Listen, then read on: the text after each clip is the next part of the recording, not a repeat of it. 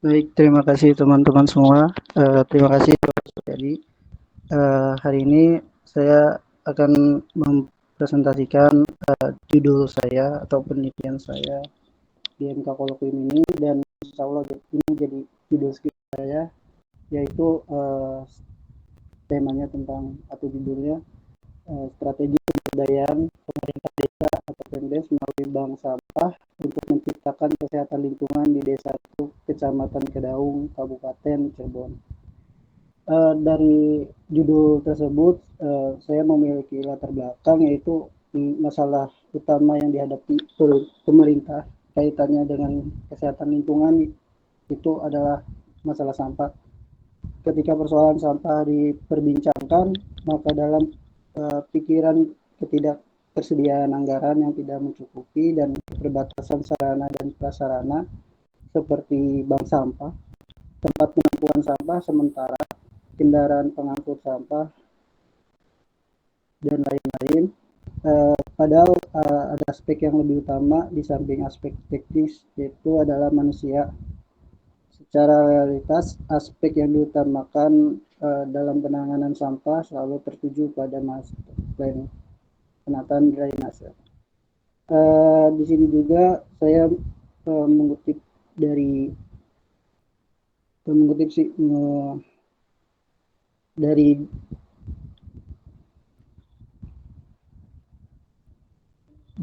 Dinas Lingkungan Hidup Kota Cirebon, yang dilansir dari suaracirebon.com, volume sampah di Kabupaten Cirebon khususnya yaitu mencapai 1.198 ton per harinya.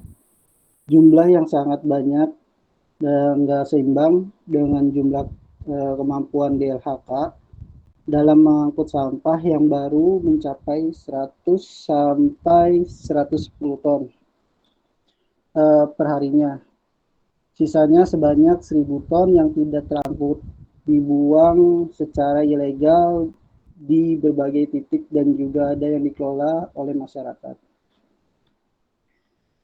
Oke, lanjut dari latar belakang tersebut, memiliki permasalahan, yaitu identifikasi masalah. Uh, dari identifikasi masalah, saya itu menerapkan latar belakang di atas, mengidentifikasi bahwasannya masalah masyarakat yaitu yang kurang berpartisipasi dalam menangani permasalahan sampah di desa itu. Akibatnya dari dampak sosial negatif dan tidak berpartisipasi. Selain itu, harapan dengan adanya program strategi pemberdayaan ini menjadi wadah untuk masyarakat desa itu dalam upaya mengurangi sampah dan dapat menciptakan kesehatan lingkungan di desa tersebut. Dari identifikasi dan latar belakang, saya memiliki rumusan masalah. Yang pertama itu bagaimana proses strategi pemberdayaan Pemdes melalui bank sampah ini untuk menciptakan kesehatan lingkungan di Desa Tuk, Kecamatan Kedaung, Kabupaten Cirebon. Yang kedua, bagaimana faktor pendukung dan penghambat dalam proses strategi pemberdayaan Pemdes melalui bank sampah untuk menciptakan kesehatan lingkungan di Desa Tuk. Dan yang ketiga, bagaimana upaya yang dilakukan pemerintah desa atau Pemdes untuk menciptakan kesehatan lingkungan di Desa Tuk. Lanjut, setelah permasalahan dan itu identifikasi dan masalah, di sini saya ada pembatasan masalah. Dari pembatasan masalah ini saya menulis untuk dapat memperoleh hasil penelitian lebih terarah dan untuk menghindari perluasan masalah, maka saya membawa masalah tersebut hanya pada strategi pemberdayaan Pemdes melalui bank sampah di desa itu. Lanjut, setelah itu ada tujuan dan manfaat dari dan tujuan penelitian ini. Yang pertama itu ada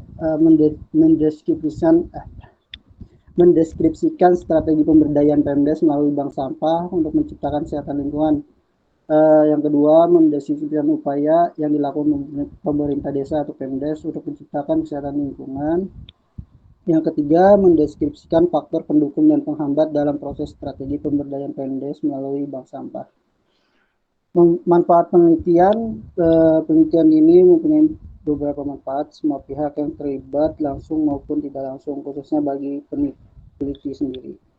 Lanjut, Setelah tujuan dan manfaat, ada penelitian terdahulu. Yang pertama saya pakai penelitian pemberdayaan masyarakat melalui bank apa di Desa Lerep, Ungaran, Kabupaten Semarang, oleh yang ditulis oleh Anik.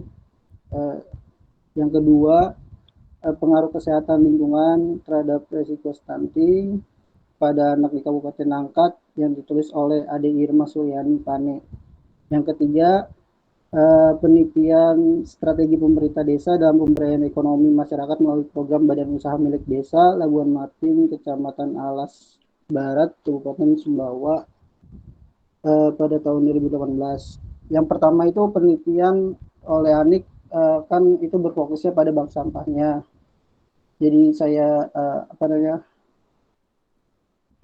patokan sih kalau penelitian terdahulu. Dan yang kedua itu tentang kesehatan lingkungan, ketiga itu tentang strategi. Jadi dari penelitian terdahulu ini saya bisa berpatokan sih. Mungkin itu. Selanjutnya ada kerangka teori. Dari latar belakang dan penelitian terdahulu, saya memiliki kerangka teori. Yang pertama itu kerangka teori merupakan bagian yang membahas pemecahan masalah yang akan dikemukakan pemecahan melalui pembahasan penelitian, membahas strategi pemberdayaan pemerintah desa atau Pemdes melalui bank sampah untuk menciptakan kesehatan lingkungan di Desa Tuk, Kecamatan Kedaung, Kabupaten Cirebon.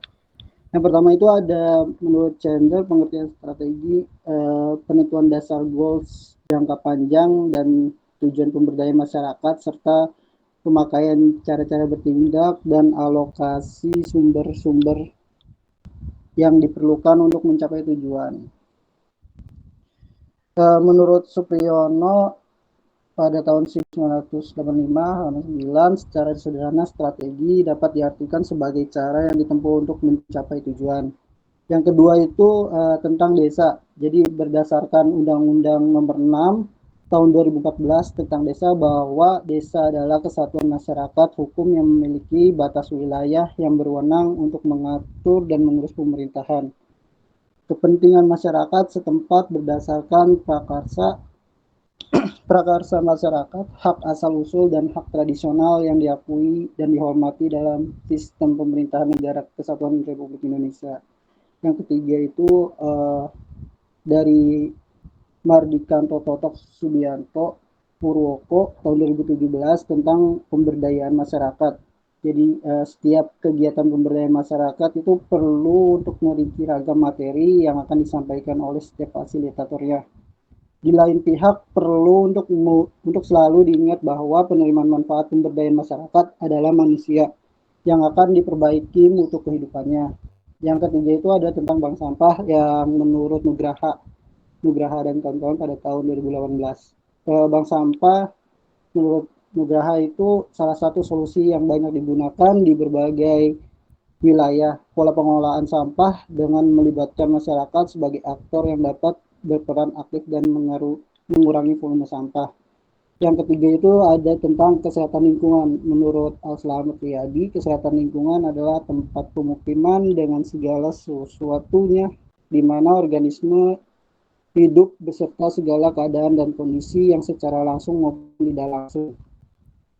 Lanjut ke tadi kerangka teori, ada metodologi penelitian. Yang pertama itu jenis penelitian. Jenis penelitian yang digunakan adalah riset lapangan, yaitu penelitian yang langsung di tempat. Yang kedua ada sumber data. Dari sumber data ini ada sumber data primer dan sumber data sekunder. Yang ketiga teknik pengumpulan data. Yang pertama itu ada wawancara, observasi, dan dokumentasi. Dan yang keempat teknik analisis data, dan yang kelima waktu penelitian. Dan selanjutnya ada sistematika penulisan. Pada bab 1 membahas dan menjelaskan pendahuluan penelitian yang diliputi latar belakang, perumisan masalah, tujuan masalah, pembatasan masalah, dan kegunaan penelitian. Ada bab 2 membahas serta menjelaskan literatur review yang meliputi teori, penelitian terdahulu, dan kerangka pemikiran. Bab 3 membahas serta menjelaskan metode penelitian meliputi sistematika penelitian dan rencana waktu. Bab 4 membahas serta menjelaskan hasil penelitian dan pembahasan. Bab 5 membahas serta menjelaskan kesimpulan dan saran daftar pustaka dan lampiran. Mungkin itu dari saya. Mungkin teman-teman ada pertanyaan atau ada masukan, silakan.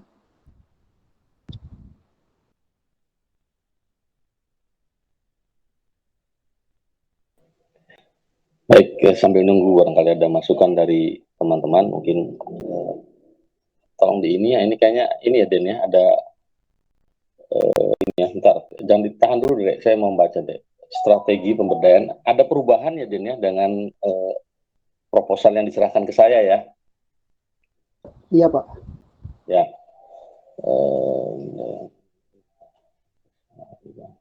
Kenapa ada perubahan? Karena Pak, Bank Sampah ini ternyata ini bukan program sih Pak, usulan dari pungunya sendiri itu Pak.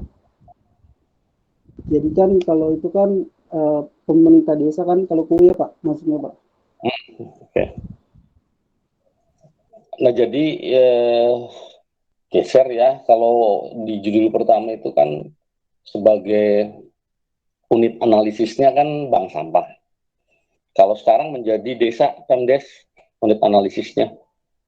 Ya jadi kalau menurut saya pun kan judulnya masih terlalu panjang. Jadi gini aja. Jadi mungkin sebetulnya apa ya?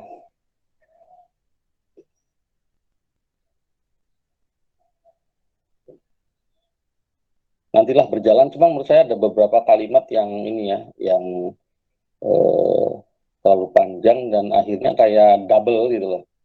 Melalui bank sampah untuk menciptakan, nah ini nih yang kayak gini, untuk menciptakan kesehatan lingkungan. Ini mungkin nanti harus dikoreksi, tapi secara prinsip saya setuju. Apa namanya, nggak ada masalah. Tinggal nanti di ini ya Den ya. Sekarang itu udah bukan lagi footnote Den. Nanti saya kasih tunjuk ya. Saya tunjuk. Udah body note.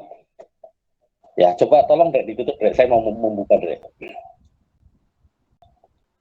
Saya mau buka ini apa namanya contoh ya. Jadi, nah ini tolong diperhatikan oleh teman-teman semua ya. Jadi di apa namanya di kancah perjurnalan atau karya ilmiah di internasional udah body note ya. Nanti seperti ini bentuknya. Saya buka dulu. Ini saya waktu ikut pelatihan di UPI, yaitu yang menyampaikan Prof. Ade Gapar. Ranking ke-17 nasional produktivitasnya, dan ini ya guru besar muda juga. Nah, coba Anda perhatikan, ini contoh saja. Jadi tidak ada footnote, tetapi body note seperti ini ya, contoh. Dan ini yang saya maksud, kenapa teman-teman tolong membaca, merujuk jurnal sebanyak-banyak itu, nanti seperti ini caranya ya. Jadi contoh atau lebih langsung aja gini deh, yang paling banyak ya. Saya kasih banyak. Nah ini ya, coba teman-teman lihat misalnya kalimat ke-1. Literatur sebelumnya tentang komunikasi yang ini contoh ya, yang dimediasi komputer telah menunjukkan bahwa usia dan jenis kelamin adalah dimensi penting yang mempengaruhi cara berinternet secara umum dan SMS yang digunakan. Si penulis ini mengungkapkan kalimat tersebut itu didukung oleh penelitian terdahulu. Ada berapa? Coba Anda baca. DIR, yang ke-1 ya, DIR, SEN, dan Niminen tahun 2016A. DIR terus ya, 2015A. Terus 2015, ya, 3 ya. 2016 nih, saya blok nih ya, 2016. Yang ke berapa? 4 ya. Terus Malik dan seterusnya 2016 berapa? 5. Ada 6 penelitian terdahulu mendukung. Jadi itu yang sebetulnya teman-teman harus lakukan di banyak hal, di banyak halaman gitu loh. Ya sebanyak mungkin ya. Artinya ini salah satu contoh saja gitu loh. Referensinya seperti ini Dan. Jadi tidak ada lagi footnote. Ya, jadi langsung ditulis ini. Nah, ini saya blok nih ya. Nah, ini langsung ditulis. Ini memang nanti saya kasih contohnya. Ini ini memang yang diberikan contoh oleh Prof. Ade Gapar ini yang saya ikuti memang seperti ini. Nanti saya kasih contohnya artikel atau artikel dari jurnal terindeks Scopus ya. Artinya jurnalnya jurnal elit gitu loh, mentereng itu. Udah seperti ini. Jadi tolong tidak ada lagi footnote. Tapi body seperti ini ya, langsung dikutip, langsung aja siapa. Dan ini udah biasanya yang udah berwarna biru kayak gini biasanya, tapi kita nggak usah manu lah, pelan-pelan aja lah. Ini pakai apa namanya Mendeley. Mendeley itu begitu diklik dia langsung ke bawah, ada di daftar pustaka gitu loh. Jadi yang biru-biru itu dia diklik ini, klik di sini ya misalnya ini diklik, langsung ke bawah itu ada di daftar pustaka. Nah itu namanya manajemen referensi. Manajemen referensi atau disebut juga Mendeley. Nggak apa-apa, nggak pelan-pelan aja lah, pelan-pelan aja. Tapi maksud saya modelnya seperti ini. Ya jadi memang nggak boleh ini ya Din ya, nggak boleh berasumsi kita itu sebanyak-banyaknya ini mengutip ya, nggak apa-apa, nggak ini yang penting melakukan apa yang saya bilang sintesis nih, sintesis saya kasih contoh ya. Jadi kalau zaman dulu kan, zaman saya juga sama, apa namanya, membuat kutipan kan langsung separagraf gitu kan dikutip gitu ya. Zaman dulu nggak apa-apa, tapi disebutkan gitu kan sumber ini disebutkan boleh. Tapi sekarang nanti kena plagiasi. Nah jadi caranya seperti ini. Contoh misalnya dari sumber referensi ini kelihatan nggak teman-teman? Kelihatan Pak. Ya, jadi ini misalnya sumber referensinya ini ya. Jadi Bell, S tahun 2010 dan seterusnya. Kalimatnya adalah kalimat aslinya ini project based learning PBL, desain inovatif dan seterusnya. Nah, ini yang disebut mensintesis atau mensintesa. Jadi tidak merubah esensi, kontennya tetap, tetapi dijadikan kalimatnya kita. Menjadi intinya apa sih? Nah, jadi dari kalimat ini teh, ya dikutip menjadi ini. Bukan dikutip, disintesis menjadi PBL merupakan pendekatan pembelajaran inovatif pada abad 2001. Itu nggak akan kena plagiasi. Ceker tuh, ada lolos pasti. Kalimatnya apa? Isinya apa? Isinya dari Bell tetap. Tetapi apa kalimatnya ini? Kalimatnya si Bellnya ini. Anda ubah menjadi ini disebut parafrase. Ya pernah dengar ya teman-temannya parafrase. Parafrase ya seperti ini. Jadi kalimat itu bisa jadi kumpulan dari kutipan-kutipan yang seperti yang saya contohkan tadi. Bayangkan satu kalimat dia ada 6 referensi. Ya ini seperti ini. Nanti digabungin saja. PBL merupakan pendekatan pembelajaran abad 21. Nah, nanti di bawahnya lagi kan PBL gabungin nanti menjadi satu kalimat. Tuh, akhirnya benar. Nah, akhirnya kalimat yang tadi tuh, ngutip-ngutipnya tuh, lihat ini. Nah, jadi akhirnya ntar ke atas lagi ya. Nah, yang berikutnya, dia kutip lagi. Misalnya yang kedua nih, pendapatnya, apa, risetnya ini diimplementasikan pada bisa BL juga. Nah, berapa tuh? Ada ini ke bawah nih. Nah, akhirnya menjadi satu kalimat seperti ini. Base learning atau B berbagai profesional ya kan yang di atas dan selalu serta diyakini lebih baik dari pembelajaran. Dia ngutip kalimat ini ya kan dari siapa? Dari Mills, Bell dan Bilgin 2015. Nah, cara ngutipnya gini. Mills, 2013, titik, Bell 2010, titik, Bilgin 2015. Terus yang kedua, dia lanjutkan kalimat berikutnya.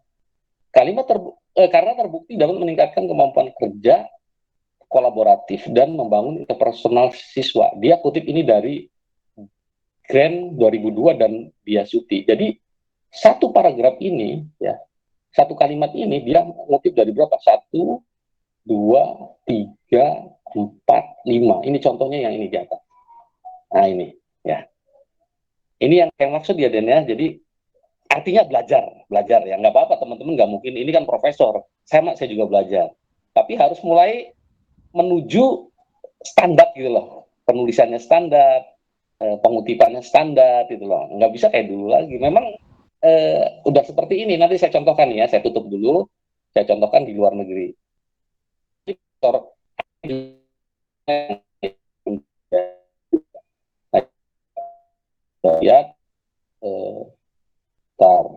yang contoh yang ini ya, contoh yang memang tadi disebutkan oleh Pak Ade Gapar ya. Ini artikel yang ini yang sedang saya baca. Saya sedang baca artikel juga. Oke, bisa dilihat ya. Ini abstraknya, ini jurnalnya, ini jurnal yang keren ya, terindeks Scopus ini.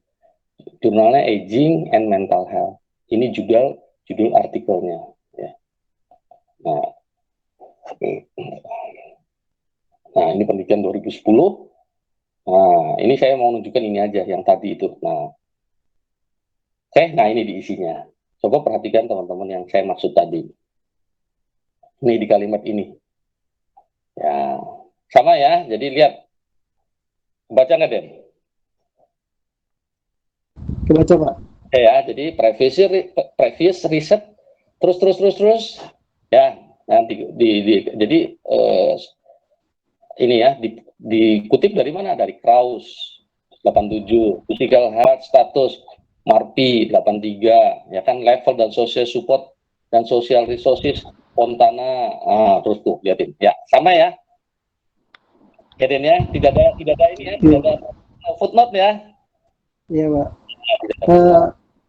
Ya Pak, sebelumnya saya minta maaf karena waktu pas awal kan pakai yang atau masih footnote, dan alhamdulillah yang sekarang tuh yang ganti judulnya itu sudah di ACC Pak sama Pak Anya. Jadi belum sempet kirim ke Bapak sih. Ya, apa-apa. Saya tidak dalam posisi yang menyalahkan. Iya Pak. Dan saya kan harus menyampaikan ini ya, harus menyampaikan Iya yang Pak. paling standar lah. Artinya bukan juga salah, ya, enggak salah. Nggak ada masalah. Cuma maksud saya sekarang saya sampaikan hal-hal yang merujuk kepada yang terbaru lah, katakan.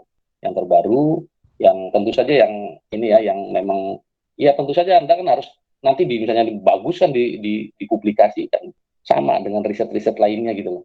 Jadi saya cuma di sini cuma menunjukkan saja. Jadi bahwa yang saya sampaikan itu, nah ini identitasnya, identitas si penelitinya ya. Nah ini di bawah itu deh. Jadi saya cuma menunjukkan ini saja bagaimana tuh ini saya ulangi lagi itu. Semuanya kutipan-kutipan langsung, dan setiap kalimat itu justru jangan di luar negeri memang seperti itu. Sampai saya pernah melihat satu kalimat itu banyak banget didukung oleh riset-riset terdahulu. Nah, ini yang saya bilang sebetulnya fungsinya literature review. Semakin banyak semakin bagus gitu. Karena apa?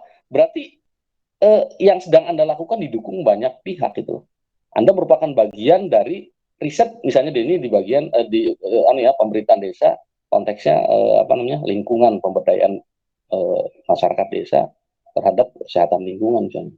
Itu didukung oleh banyak orang deh. Misalnya ada IPB, yang penting relevan gitu kan, itu aja. Nggak mungkin masa kita ngutip nggak nyambung gitu kan. Makanya seperti kalau Anda lihat ya, yang tadi yang saya contohkan di Pak Ade Gafar itu, satu artikel bisa dikutip beberapa kali gitu lah. Ya, Anda ingat ya tadi ya saya ngasih contoh kan, jadi Pak Ade Gafar uh, beberapa kali mengutip itu gitu. Artinya itu sah saja. Ketika memang relevan ya nggak apa-apa. Prinsipnya kan itu. Dan Anda punya sandaran gitu loh, punya rujukan gitu. Ya, jadi ini menjadi teknik untuk tadi ya yang dilakukan teman-teman. Jadi silakan diubah saja, nggak apa-apa, nggak ada masalah. Nanti kan saya juga proses Anda dari UTS ke UAS akan saya bandingkan gitu. Oh, dari UTS-nya seperti ini dan UAS seperti ini, tentu saja Anda berarti kan terjadi perubahan yang besar gitu ya, dan sesuai gitu kan. Dan yang paling penting lagi nanti kan itu sekaligus menjadi proposal Anda yang mau didaftarkan seminar gitu loh. Nah itu ya, jadi ini penting buat saya yang sebagai pengampu mata kuliah kolokium, tentu saja ini menjadi krusial, menjadi penting buat saya. Dan komentar saya terhadap ini tulisannya ya, karena saya belum lihat yang terakhir ya, tentu saja saya membaca yang lama. Ya sekali lagi ini aja dikuatkan aja. Jadi pendapat-pendapat yang Denny ini coba dicari di jurnalnya gitu. Jadi misalnya bank sampah merupakan suatu sistem, wah itu dari mana gitu loh. Bila perlu jangan satu gitu loh. Sekian peneliti mengatakan bahwa bank sampah itu sesuatu yang misalnya wah sangat, sampaikan saja. Dan itu memang seperti itu kok. Anda kan lihat sendiri tadi saya kasih contoh gitu kan. Jadi nggak usah ragu, nggak usah. Bukan jelek gitu loh. Oh ini kok motif banyak ya memang seperti itu kok. Orang ahli aja profesor seperti itu kok. Masa kita yang baru belajar udah pendapat sendiri kan sebetulnya nggak mungkin gitu kan.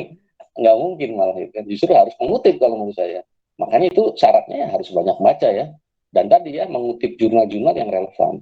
Seperti Denny tadi sudah menyampaikan bagus dan seperti jumlah sampah yang sampai volumenya.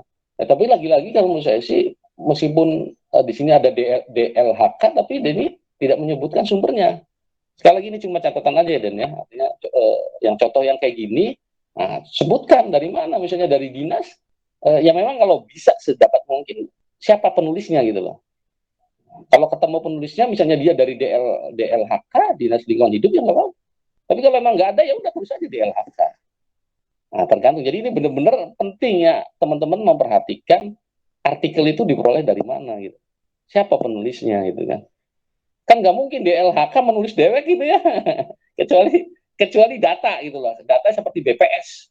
Data BPS itu loh. Tapi kalau Anda mengutipnya nanti hasil analisis itu biasanya keluar nama. Tapi kalau memang data-datanya saja ya datanya BPS, ya kan misalnya data misalnya saya menyampaikan lansia nih, pasti BPS. Kenapa? Berarti dari hasil BPS tahun berapa? 2020 berarti sensus.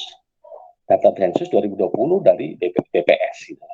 Ya jadi tolong saya cuma itu aja kepada semua ya, ini bukan ke Denny saja termasuk ke saya bahwa dengan cara seperti tadi. Jadi kalau pengantar sudah saya ini ya, pengantar yang bagus sudah saya posting. Tadi gini strateginya. Jadi Anda di latar belakang tuh mau buat berapa paragraf sih misalnya. Taruhlah misalnya ada 8 paragraf misalnya ini ya. 8 paragraf. Nah, dari tiap paragraf itu apa yang Anda ceritakan? Ini misalnya nomor satu fenomena bagaimana eh, tantangan apa namanya desa menjadi inisiator sebuah pembangunan itu kan dimulai dari desa tantangannya besar misalnya. Cerita tentang desa. Anda cari itu untuk memenuhi paragraf pertama itu artikelnya siapa yang bagus gitu loh. Ya kalau bisa yang paling bagus lah. Nah, misalnya ngutip dari dua, misalnya penelitiannya siapa, misalnya. Nah, itu jadi menguatkan argumen Anda tentang bahwa desa sekarang itu menjadi apa namanya? Pusat inisiatif pembangunan misalnya. Nah, gitu ya Den ya. Nah, jadi ya sudah Anda cari artikel mana nih yang paling mendukung ini. Paragraf kedua, jadi mau menyampaikan bahwa apa namanya bank sampah misalnya ini misalnya aja, bank sampah merupakan salah satu unit usaha di desa gitu kan yang diandalkan untuk permasalahan lingkungan dan berbagai macam ekses yang disebabkan sampah dan berbagai macam ekses buat cari risetnya siapa itu, wah bayangkan dan jadi bisa dipakai yang atas misalnya Pak yang di atas mau dipakai lagi mangga. Nah, coba bayangkan seperti itu Anda udah bisa membayangkan ya, udah bisa mengira-ngira gitu kan. Jadi nomor satu tentang desa Anda cari artikelnya. Artikel mana yang paling relevan. Yang kedua membahas tentang bank sampah misalnya. Anda cari. Yang ketiga Denny menyampaikan tadi, misalnya volume sampah yang sedemikian.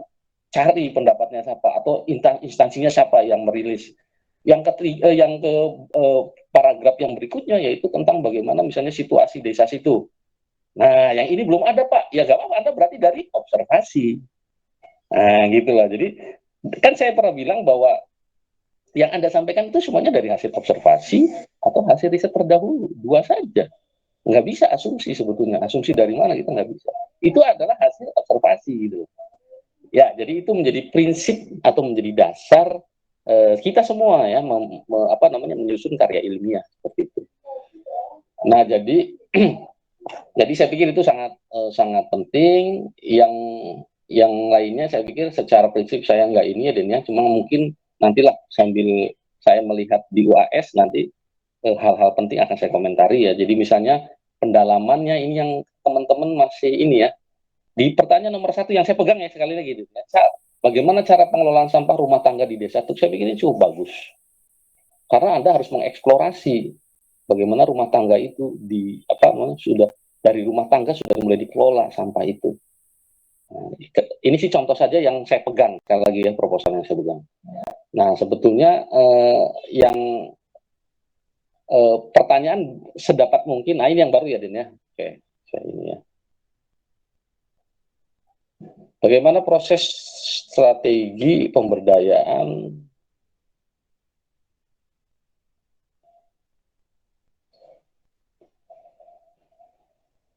saya pikir dengan bagaimana sudah proses, Den. Jadi cukup dengan bagaimana strategi itu aja. Karena otomatis bagaimana itu menanyakan proses. Karena Pak, how itu proses. Bagaimana Anda nyampe ke Jakarta? Itu proses. Saya dari rumah berangkat jam sekian, naik bis gitu kan. Sebelum naik bis saya beli dulu bekalnya, itu proses.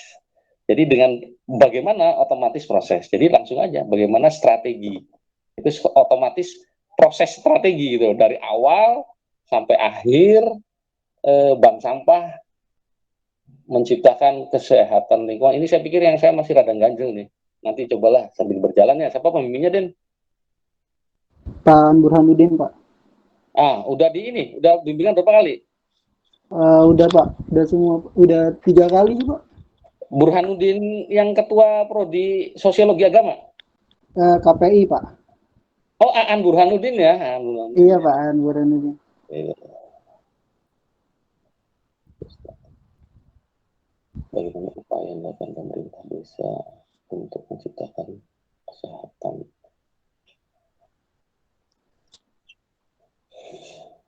Yang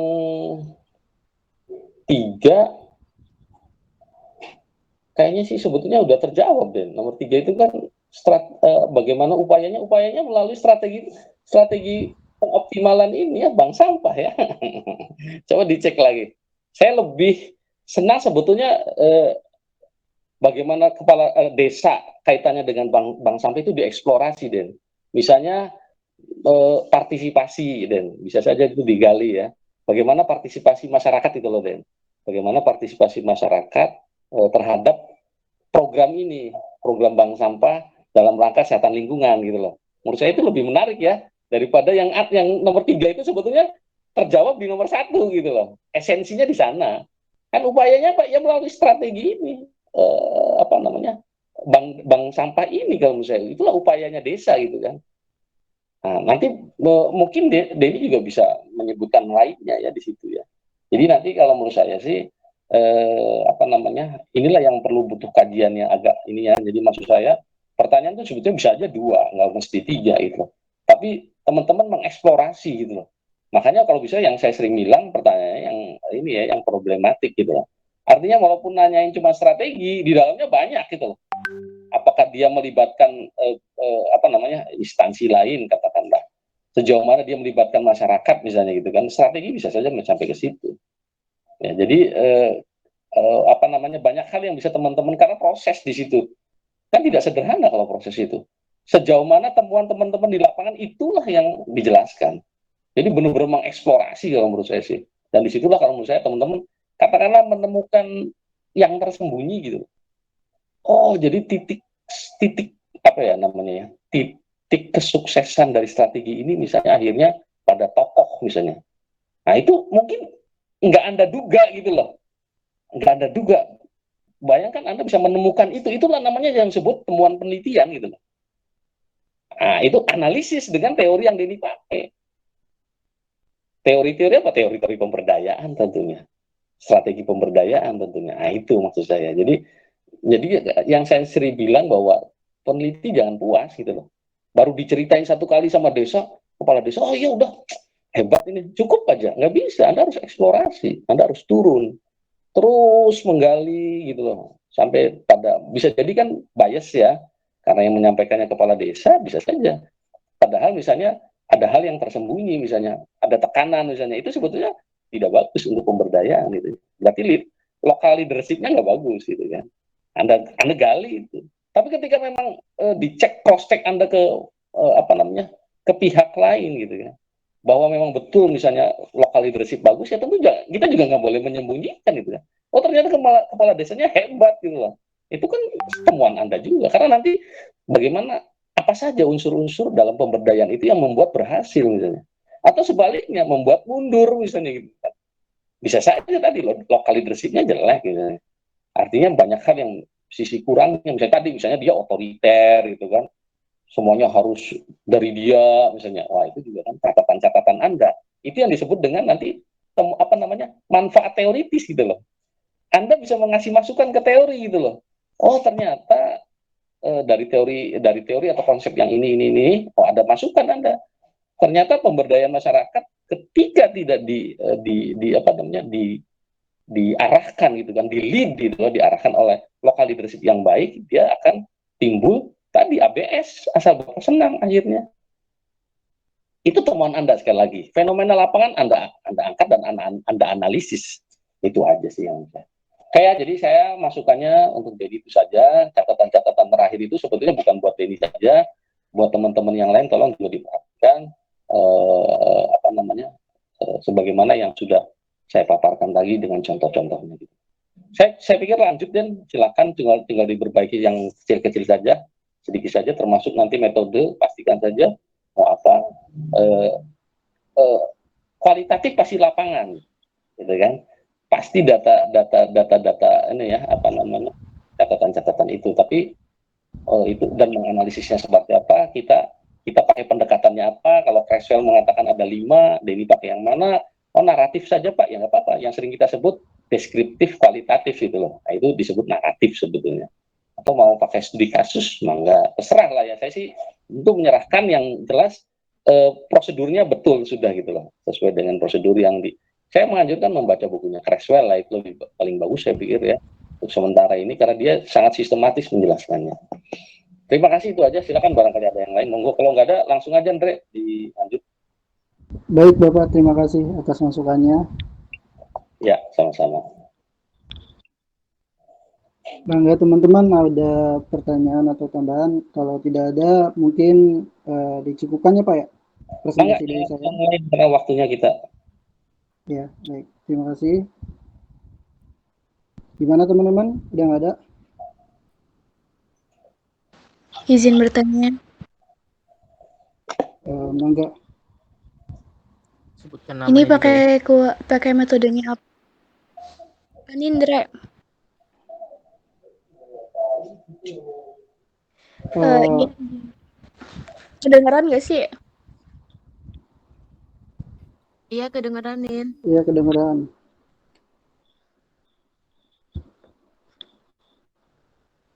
Iya, izin bertanya. Ini pakai metodologinya kuali atau kuanti. Terus kalau misalkan kuali atau kuanti, kenapa pakai metode ini? Terima kasih. Oke, terima kasih atas pertanyaannya. Jadi dalam penelitian saya yang strategi ini memakai kualitatif karena sudah dilakukan dan eh, apa namanya jadi kan sebenarnya sih apa namanya pemberdayaan apa strategi pemberdayaan pemerintah desa itu kan melalui bank sampah ya. Jadi KUU ini apa namanya memiliki bukan program sih, jadi memiliki usahaan dan jadi saya tertarik buat ngambil ini judul ini dan mungkin karena saya ininya ke Kuali, jadi saya sudah apa namanya sudah ke lapangan juga dan kalau kuantitatif mungkin ke arahnya bukan ke apa namanya ke masyarakatnya, jadi mengisi kuesioner, jadi mungkin lebih tepatnya untuk penelitian saya ini ke kualitatif sih. Baik, makasih atas jawabannya. Lanjut, Ndra.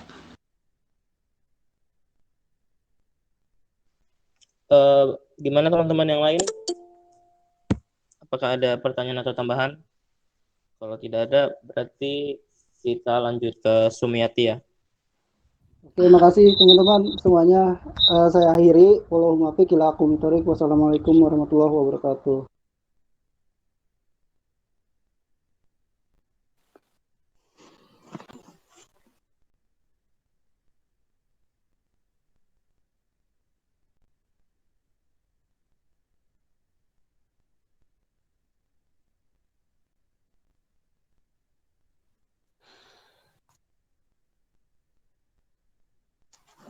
Oke, Andre, terima kasih atas waktunya. Baik, dimulai saja. Bismillahirrahmanirrahim. Assalamualaikum warahmatullahi wabarakatuh.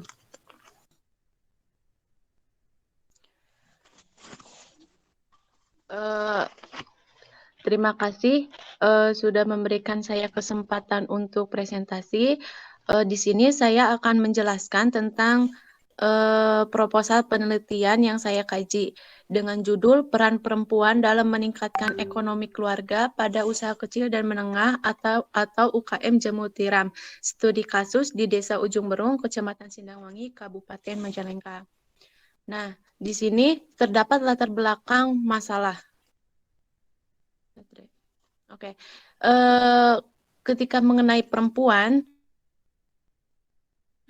jika dilihat secara umum, kondisi dan posisi perempuan di Indonesia itu masih jauh tertinggal dibandingkan laki-laki dalam berbagai aspek kehidupan, mulai dari aspek pendidikan, politik, budaya, ataupun ekonomi.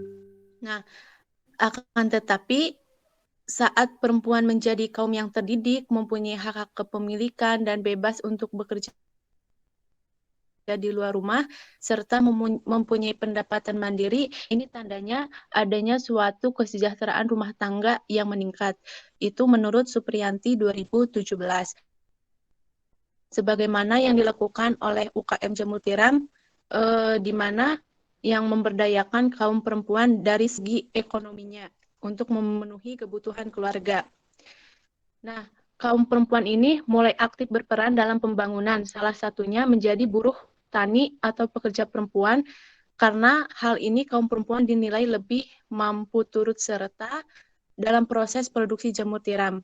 Nah, masuknya perempuan dalam pembangunan ekonomi memiliki pengaruh yang positif karena dapat mengangkat derajat perempuan. Terus, proses pembangunan perempuan di Desa Ujung Berung juga mengandalkan produksi jamur tiram sebagai proses untuk meningkatkan perekonomian keluarganya.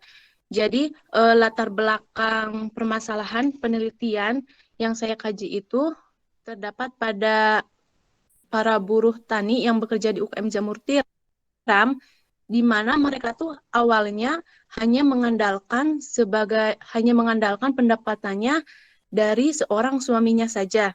Nah, sehingga segala kebutuhan keluarganya itu tidak tercukupi dengan baik. Nah, karena adanya UKM Jamur Tiram ini, para ibu rumah tangga tuh bekerja di sana sehingga dapat memenuhi kebutuhan keluarganya. Terus permasalahannya itu pemilik UKM Jamur Tiram juga berinisiatif untuk memberdayakan kaum perempuan, khususnya ibu rumah tangga, karena pemilik UKM ini ingin memberdayakan perempuan supaya mempunyai keterampilan, dari yang tidak bisa menjadi bisa, dari yang tidak punya keahlian menjadi mempunyai keahlian, dan dari yang tidak mempunyai penghasilan menjadi mempunyai penghasilan. Di sini saya sangat menarik untuk mengkaji penelitian di UKM Jamur Tiram. Seperti itu. Kegiatan produksi jamur tiram oleh kaum perempuan buruh tani di Desa Ujung Berung ini merupakan fenomena yang menarik untuk dikaji, karena tanpa disangka oleh banyak orang, tidak disangka oleh banyak orang yang tahu bahwa kaum perempuan Desa Ujung Berung ini ternyata mempunyai potensi yang cukup besar dalam bidang produksi jamur tiram, dan tidak banyak orang yang tahu dengan adanya tempat UKM jamur tiram membawa dampak positif bagi para buruh tani perempuan dalam meningkatkan ekonomi keluarganya. Selanjutnya itu rumusan masalah. Yang pertama itu adalah pembatasan masalah berdasarkan latar belakang. Pembatasan masalahnya itu yaitu terhadap peran perempuan. Yang pertama itu identifikasi masalah, Rek. Rumusan masalah yang pertama, identifikasi masalah. Itu bahwasanya perempuan yang bekerja di UKM Jamur Tiram dikarenakan faktor ekonomi keluarga yang kurang baik, peran perempuan atau peran istri sebagai ibu rumah tangga mendampingi suaminya saja. Terus seorang istri hanya menunggu apa yang dihasilkan suami. Pada akhirnya yang dihasilkan hanya terbatas sesuai profesi suami sebagai kepala rumah tangga. Asumsi demikian, peran istri memiliki andil dalam upaya membantu meringankan beban suami dengan ikut serta mencari nafkah sebagai buruh tani produksi jamur tiram untuk meningkatkan ekonomi keluarganya. Terus yang kedua, itu ada pembatasan masalah, di mana menentukan batasan masalah yang akan diteliti yaitu pada peran perempuan dan dampaknya bagi perempuan dalam meningkatkan ekonomi keluarga di UKM Jamur Tiram. Selanjutnya itu ada pertanyaan penelitian. Yang pertama adalah bagaimana peran perempuan dalam meningkatkan ekonomi keluarga pada usaha kecil menengah UKM Jamur Tiram. Yang kedua yaitu bagaimana dampak bagi perempuan dalam meningkatkan ekonomi keluarga di UKM Jamur Tiram. Selanjutnya yaitu tujuan penelitian, yaitu bertujuan untuk mengetahui bagaimana peran perempuan dalam meningkatkan ekonomi keluarga pada UKM Jamur Tiram. Yang kedua itu untuk mengetahui dampak bagi perempuan dalam meningkatkan ekonomi keluarga di usaha kecil menengah Jamur Tiram. Terus selanjutnya itu ada kegunaan penelitian. Secara teoritis, melalui penelitian ini diharapkan dapat menambah pengetahuan khususnya jurusan PMI dan memberikan pengetahuan serta pemahaman mengenai peran perempuan dalam meningkatkan perekonomian keluarga. Sedangkan secara praktisnya, itu penelitian ini diharapkan dapat dijadikan bahan masukan kepada UKM Jamur Tiram dalam pengembangan ekonomi perempuan agar dapat memperoleh tujuan seperti apa yang diharapkan oleh UKM Jamur Tiram. Terus selanjutnya itu tentang penelitian terdahulu, di mana saya mengambil 3 jurnal. Yang pertama itu jurnal yang berjudul Pemberdayaan Perempuan melalui Pendampingan Pengolahan Jamur Tiram dalam Pemenuhan Kebutuhan Keluarga di UKM Jamur Tiram Desa Wadung Asih, yang ditulis oleh Nuriana Ika Chandrawati, jurusan Pendidikan Luar Sekolah Fakultas Ilmu Pendidikan. Di mana di sini jurnal ini mempunyai kesamaan dengan penelitian yang saya kaji, yaitu persamaannya sama-sama meneliti peran perempuan dalam meningkatkan ekonomi keluarga melalui pembudidayaan jamur tiram. Adapun perbedaannya yaitu lokasi yang dilakukan oleh peneliti. Kemudian jurnal yang kedua itu judulnya Peran Perempuan dalam Pengembangan Ekonomi Daerah UMKM di Wilayah Solo Raya. Itu ditulis oleh Eka Dewi Sumarmawati dan Arif Nugroho Rahman, Sekolah Tinggi Ilmu Ekonomi Surakarta. Hal ini mempunyai kesamaan dengan penelitian yang saya kaji, yaitu terletak pada objek kajiannya, yaitu pada UMKM, dan subjek penelitiannya, yaitu terdapat pada peran perempuan. Seperti itu.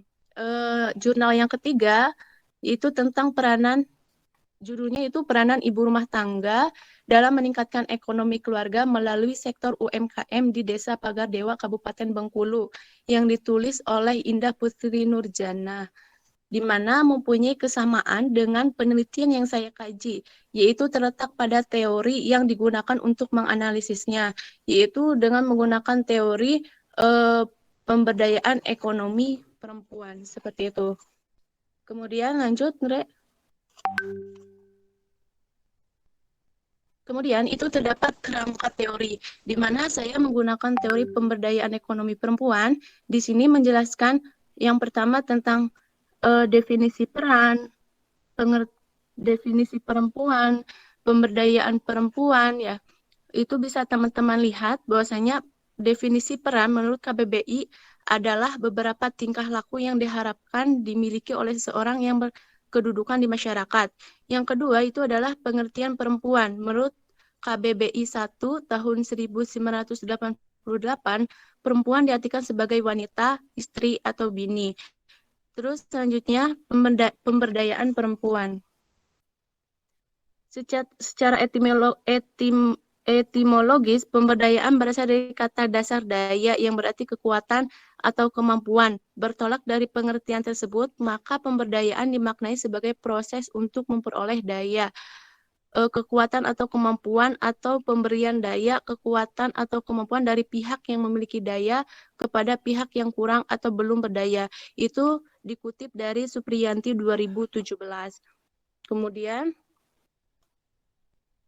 di sini menjelaskan tentang definisi pemberdayaan ekonomi keluarga. Jadi ekonomi keluarga ini adalah ekonomi yang dikembangkan dan diusahakan oleh suatu keluarga dengan upaya menumbuhkan minat dan motivasi di bidang usaha dan tenaga keterampilan. Terus dalam kerangka teori juga menjelaskan tentang bagaimana definisi UKM, terus tentang teori produksi jamur tiram, seperti itu. Kemudian lanjut ke metode penelitian. Ya, metode penelitiannya itu penulis menggunakan penelitian kualitatif. Nah, melalui penelitian kualitatif ini, data yang dikumpulkan berupa jawaban dari informan secara langsung. Semua data yang dikumpulkan berdasarkan kejadian yang terjadi di lapangan tidak menggunakan pemikiran peneliti.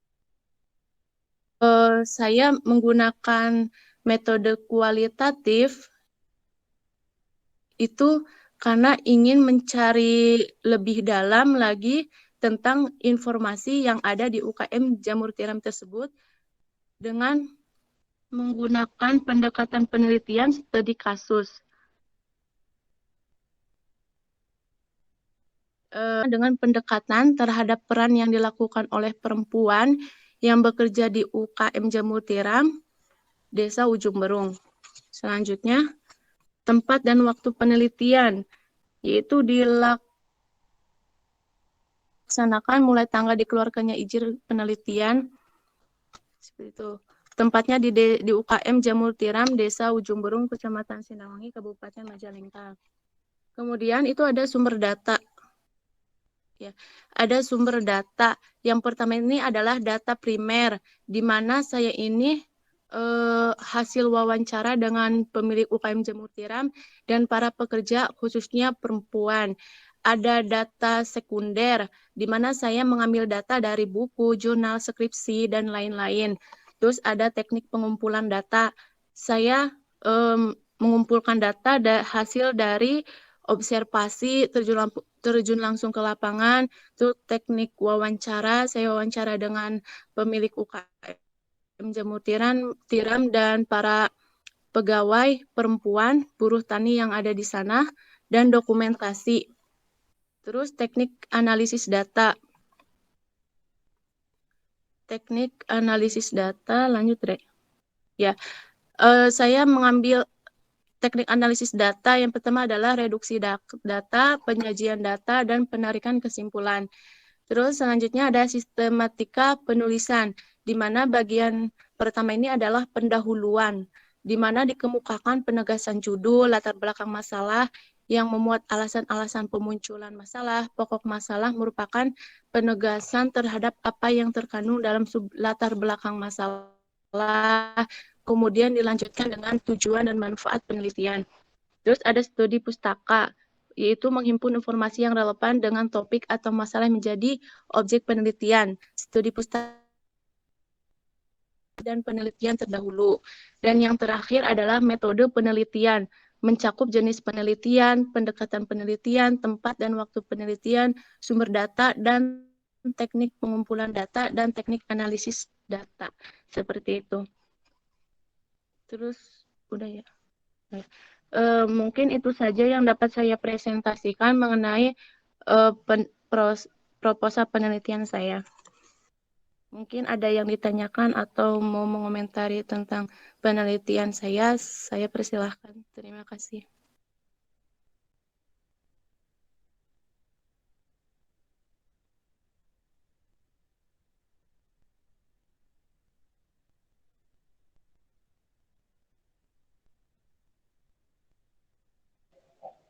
Baik, sambil nunggu yang lain saya komentari yang rencana. Jadi bukan penelitian tapi rencana penelitian ya Mia ya.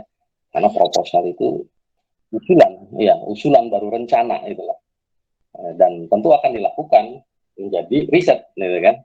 Nah, dan melakukan riset lapangan, persiapan, pelaksanaan, dan finalisasi.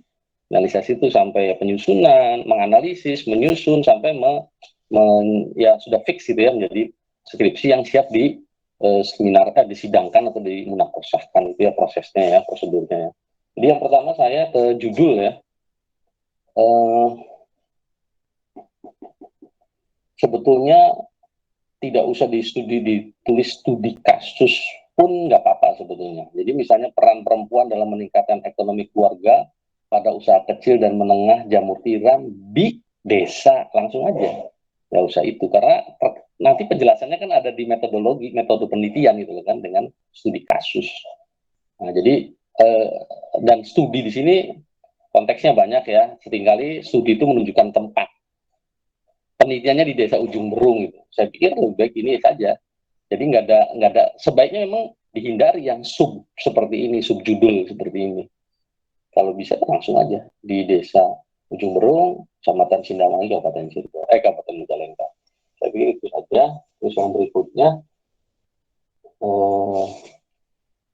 seperti ke Denny, mungkin ini ya, kutipan-kutipan sudah disampaikan saja, Mia, nggak apa-apa, nggak usah ragu. Kalau memang ada banyak yang dikutip, kutip aja. Udah kasih contoh sama saya. Justru ya memang seperti itu gitu kan. Banyak kutip gitu kan. Satu kalimat aja bisa sampai dari 6 kutipan, nggak apa-apa gitu ya. Jadi karena beberapa statementnya itu kan sebetulnya kan kadang-kadang statement kita ngambil, tapi kita nggak mengutip gitu kan. Sedapat mungkin dikutip ya, jadi nggak apa-apa.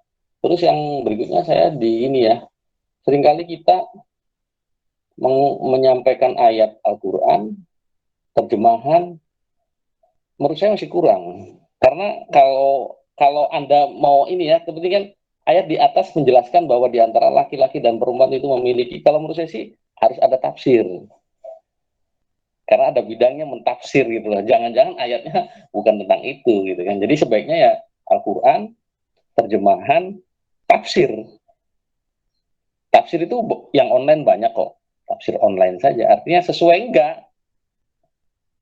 Terus baru kita mengikuti yang dimaksud memfasirin gitu kan. Misalnya tentang ini ya, bahwa sungguh manusia itu dan seterusnya laki perempuan. Nah, Anda lanjutkan saja nanti ekspresi Anda tentang landasan teologisnya gitu kan. Landasan teologis tentang pembagian kerja dan sebagainya, tentunya berdasarkan itu ya. Karena kalau buat saya sih itulah fungsi mufasirin, dia kan ahli gitu kan, mentafsirkan. Kalau kita kan sebetulnya membaca terjemahan terus menafsirkan sendiri, dan itu tidak layak sebetulnya kalau menurut saya. Kita tidak menghargai ahli sebetulnya, karena ada ahlinya sebetulnya. Yang berikutnya yang saya catat di sini dalam hal ini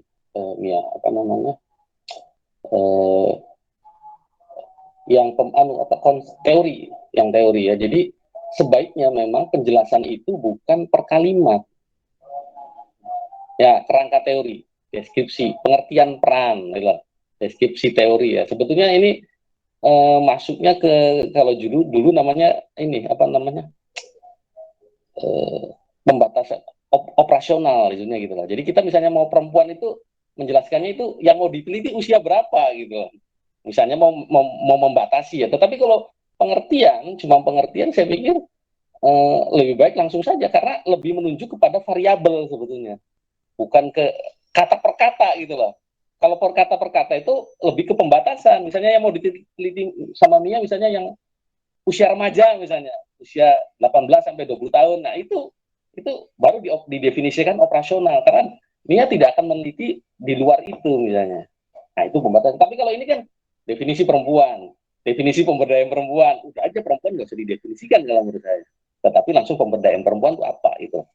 Karena nanti kalau perempuan kan ya jenis kelamin gitu kan, macam-macam gitu ya. Kecuali tadi mau membatasi risetnya, Jadi ketika operasionalisasinya tuh tidak akan meneliti yang tua misalnya. Padahal di situ ada yang tua misalnya, tapi saya batasi tidak meneliti yang tua misalnya. Cuma yang muda saja kan, itu menjadi seperti itu ya. Jadi tolong yang dimaksud dengan pembatasan ini, operasional ini lebih ke variabel ya teman-teman ya. Kenapa? Karena nanti fungsinya untuk menganalisis. Ya, menganalisis pemberdayaan perempuan itu apa. Kita tidak akan menganalisis perempuannya. Ya, Mia nggak akan menganalisis perempuan kan, tetapi pemberdayaan perempuan. Peran gitu kan. Apa sih peran? Gitu kan. Ya, jadi akhirnya ini ya, pemberdayaan ekonomi keluarga gitu kan. Usaha kecil menengah, apa sih? Ya sebetulnya ini sekaligus ini membatasi kita yang dimaksud akan di UKM itu ini gitu. Itu juga ya. Produksi jamur tiram saya pikir nggak usah ini ya, nggak usah per kalimat ya. Kalau saya lebih ke variabel sebetulnya. Karena nanti di dalamnya Mia nggak akan menjelaskan, tidak akan menganalisis tentang seperti ini gitu lah. Menurut saya itu aja. Jadi bahkan tidak ada di sini sebutkan Mia teori produksi jamur tiram, nggak ada teorinya itu. Ya paling mungkin jadi satu kesatuan saja gitu kan. Yang dimaksud dengan jamur tiram, apa produksi jamur tiram adalah seperti ini seperti ini. Jadi sekali lagi berupa variabel saja yang tidak kata per kata gitu kan ya. Itu catatan saya. Terus tadi yang Strauss dan Corbin ya, coba dibandingkan juga dengan Miles Haberman ya, ngomong saya itu juga Miles Haberman itu, dan sumbernya banyak nih ya. Justru yang e-booknya itu Miles Haberman sama Saldana kalau nggak salah, itu dia bertiga nulis dan mudah, enak banget kalimatnya. Coba dicek ulang menurut saya, karena itu udah ini ya, udah justru yang paling banyak yang bagus memang kalau menurut saya. Tapi nggak tahu saya kalau Strauss dan Corbin juga saya nggak tahu ya. Apakah Mia, karena di halaman berapa di metode penelitian, Mia di sini mengutip betul ini yang dilakukan secara terus-menerus sampai datanya disebut jenuh. Itu sebetulnya yang disebut kualitatif itu yang disebut triangulasi itu berhenti kita ketika jawaban jenuh sudah. Artinya ditriangulasi kemanapun jawabannya tadi yang saya contohkan ke Denny misalnya, bahwa misalnya lokal leadership-nya jelek, dicek kemanapun itu ya berarti itu jawaban jenuh gitu, artinya jawaban jenuh ya itu jawabannya gitu lah. Bahwa misalnya pengaruh lokal leadership rendah misalnya terhadap pemberdayaan di suatu wilayah misalnya itu. Nah, ini yang disebut bagus ini. Sampai datanya jenuh. Tolong di ini ya, Mia ya. Kalau memang punya bukunya bagus ini, Strauss dan Corbin, memang seperti itu. Ini biasanya sebenarnya itu salah satu yang di etnografi ya, itu seperti itu. Kalau kualitatif itu. Makanya tolong dipastikan ya kalau memang pakai studi kasus, ya langkah-langkahnya nih ya, di ini ya. Saya tetap masih menganjurkan ke teman-teman untuk membaca bukunya Creswell ya. Creswell metode penelitian itu bagus banget ya. Saya pikir sangat sistematis menjelaskannya. Tolong Mia dan teman-teman semua ya, teman semua untuk mencari artikel, mencari rujukannya pertama didahulukan yang dari Empower. Penelitian Mia sebetulnya sudah saya lakukan Mia tahun 2003. Saya di Banjarmasin melakukan penelitian ini. Jadi sebetulnya yang pertanyaan penelitian Mia nomor berapa ya tadi yang ini? Nah, nomor bagaimana dampak bagi perempuan sebetulnya, coba Mia buka di penelitian saya lupa di orasi, tapi di buku saya sama Pak Anies itu ada. Jadi ternyata perempuan bekerja itu ada dampak peran ganda sebetulnya. Nah, jadi kalau menurut saya sih pertanyaannya gini Mia, bagaimana dampak peran ganda perempuan gitu lah. Karena udah tahu penelitian udah banyak gitu loh. Nah, termasuk saya, makanya dengan itu Mia ingin mengetahui lebih jauh dampak dari peran ganda itu apa. Misalnya kesulitannya yang semakin tidak terukur misalnya, semakin kan itu ya. Jadi eksplorasinya di situ kalau menurut saya. Karena kenapa? Kalau Mia baca penelitian terdahulu, bukan saya saja, udah banyak itu. Jadi perempuan bekerja itu dia pasti secara otomatis akan peran ganda karena dia beda dengan laki-laki. Ini sebetulnya yang menjadi titik kajian utama kalau menurut saya. Karena perempuan tidak bisa melepaskan posisi domestiknya. Sedangkan pada saat yang bersamaan dia juga melakukan peran peran publik ya, bekerja gitu kan. Artinya dia harus mengurus rumah tangga. Di sini kalau menurut saya harus dieksplorasi dia, Mia. Jadi sejauh mana nanti yang jadikan informan oleh Mia itu para pasangannya, itulah itu seperti apa? Dia punya apa namanya pandangan. Itu saya sudah sampai ke sana penelitiannya ya.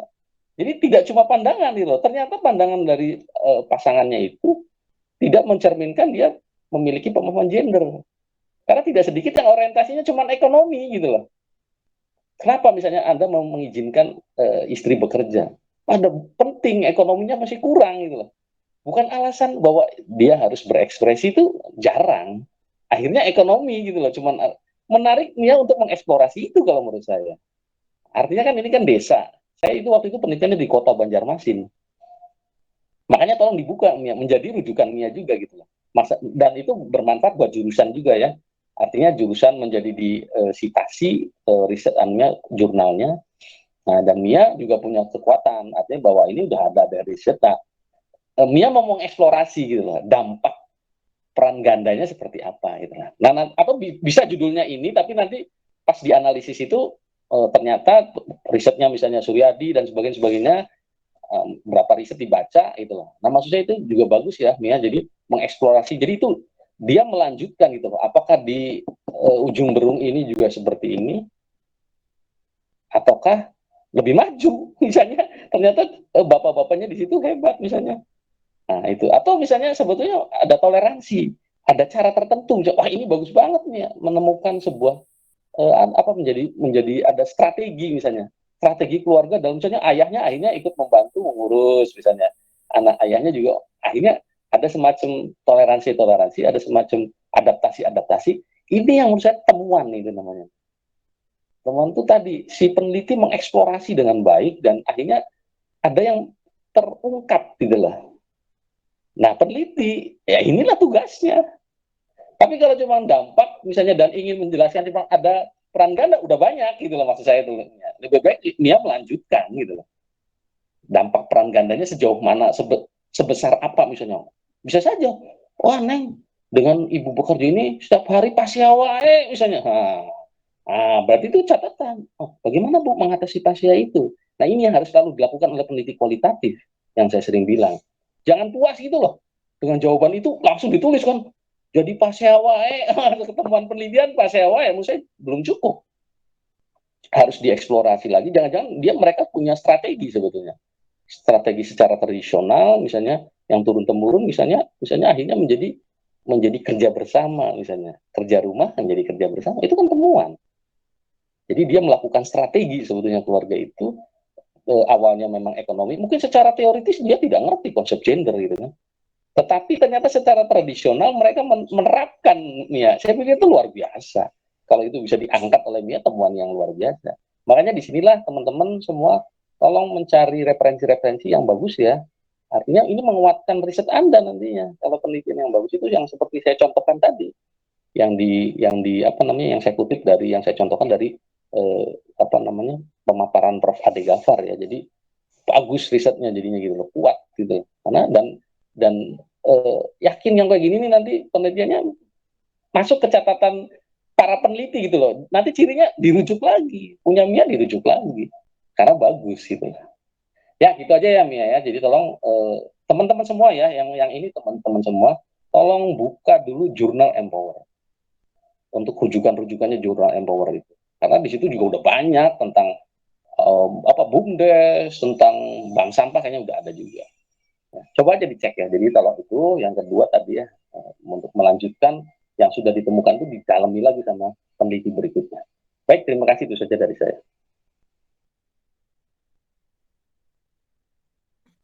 Ya, baik Pak. Terima kasih atas masukannya.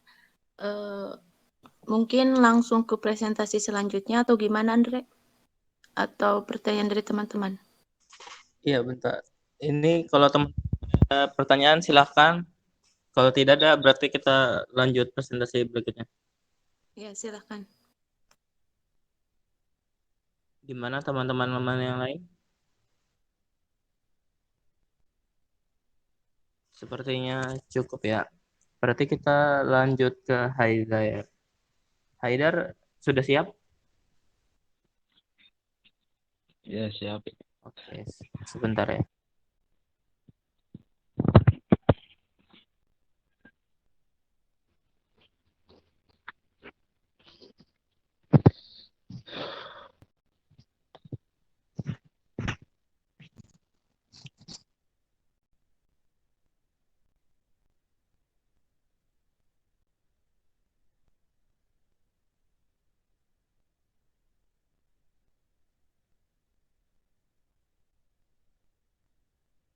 Oke, silakan Haidar. Ya, Assalamualaikum warahmatullahi wabarakatuh. Selamat pagi semuanya. Yang saya hormati Bapak Suryadi selaku dosen mata kuliah kolokium. Di sini saya akan mempresentasikan terkait proposal penelitian saya, yaitu yang berjudul Peran Organisasi IPNU PPNU dalam membentuk karakter pelajar di Kecamatan Tambun Selatan pada era milenial revolusi industri 4.0. Lanjut, di sini saya akan menjelaskan terkait latar belakang masalah, yaitu terkait arus globalisasi yang tumbuh begitu pesat dengan diiringi teknologi terus menjadi mutakhir, ialah terdapatnya pada masa industri 4.0. Oleh sebab itu, rancangan kurikulum dalam pembelajaran wajib bisa membiasakan pertumbuhan dunia bisnis, pembelajaran sosial, politik, dan budaya, wajib menjajaki pertumbuhan teknologi serta data. Maka dari itu, akibat dari arus globalisasi sudah terjalin perpindahan nilai-nilai yang terdapat dalam kehidupan masyarakat, yaitu terkait nilai-nilai tradisi yang sangat menjunjung besar moralitas saat ini telah beralih kebersamaan dengan pengaruh globalisasi. Lanjut deh. Maka dari itu, terkait implementasi pendidikan karakter dalam Islam tersimpul yaitu dalam karakter pribadi Rasulullah SAW.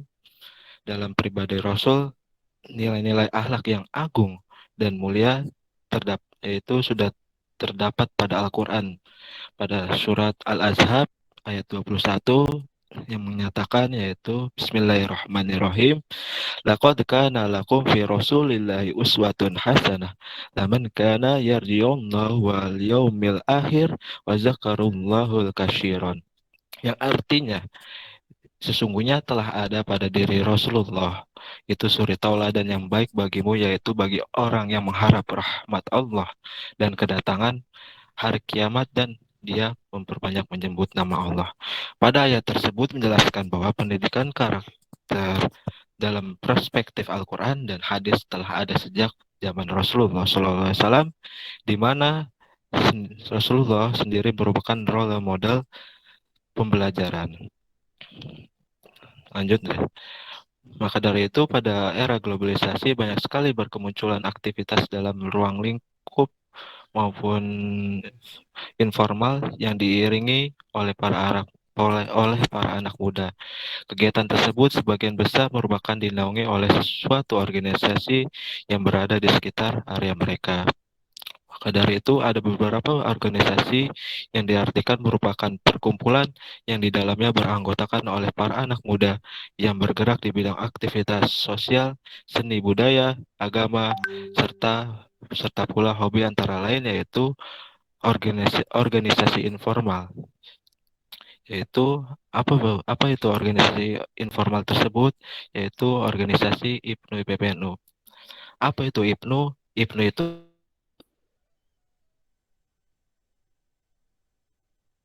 merupakan salah satu badan otonom dari Nahdlatul Ulama yang menaungi pelajar, anak muda, serta santri. Sebaliknya juga, IPPNU adalah kepanjangan dari Ikatan Pelajar Putri Nahdlatul Ulama, merupakan salah satu badan otonom dari Nahdlatul Ulama yang membidangi anak muda, santri, serta pelajar Putri Nahdlatul Ulama. Maka dari itu, organisasi IPNU PPNU salah satu bagian integral dari generasi muda Indonesia yang mempunyai tanggung jawab terhadap keberlangsungan hidup bangsa serta negeri Republik Indonesia yang tidak terpisahkan dari upaya serta cita-cita perjuangan Nahdlatul Ulama dan cita-cita bangsa Indonesia. Lanjut ke perumusan masalah. Dari perumusan masalah di sini yaitu terkait identifikasi masalah. Penelitian ini mengkaji tentang tinjauan pengembangan masyarakat Islam terhadap peran organisasi IPNU PPNU dalam membentuk karakter pelajar di Kecamatan Tambun Selatan. Penelitian ini tergolong dari wilayah kajian strategi pembentukan karakter pada pelajar untuk menghadapi pada era milenial ataupun revolusi industri 4.0. Terkait pendekatan penelitian ini, yaitu pendekatan ini menggunakan pendekatan kualitatif, dan dalam penelitian ini penulis akan menafsirkan tinjauan pengembangan masyarakat terhadap peran organisasi IPNU PPNU dalam membentuk karakter pelajar di Kecamatan Tambun Selatan pada era milenial revolusi industri 4.0.